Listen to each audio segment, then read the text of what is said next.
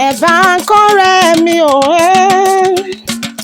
ẹ̀bá kọ́rẹ́ mi ò Ọlábísí ṣálọ̀rẹ́ mi ẹ̀bá kọ́rẹ́ mi.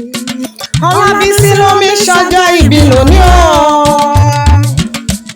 Ọmọlọ́lá dàda ló mi ṣọjọ́ ìbí nínú àlàáfíà ara. Wọ́n kì ọ́ bí ọlọ́gbọ́n ẹ̀rú o. Ọmọlọ́lá wọ́n kì ọ́ bí ọlọ́gbọ́n ìwọ̀fà. Ṣebí wọn lọmọ Gbọ̀ngàn Olúfì, ọmọ Arògbòdìgbà, ọmọ Olúgbọ́n o, ọmọ Agẹṣinṣáwó, ọmọ Alẹ́bí Oṣù, ọmọ Máfaratigi, ọmọ afínjú ẹyẹ o, ọmọ afínjú ẹyẹ tí ń jẹ ní gbàgbà oko nílé bàbá tó bí ọlọ́mọ, ọmọ kúlódò tó ti ìgbórí wá, ìwọ lọmọ ajólù jábàtà, ìwọ lọmọ ajólù gbérin o, ìwọ lọmọ ajó bí òkòṣó nílé bàbá tó bí ọlọ́mọ. Happy birthday to you, Ọlábísí o. Happy birthday to you. Wishing you long life and prosperity.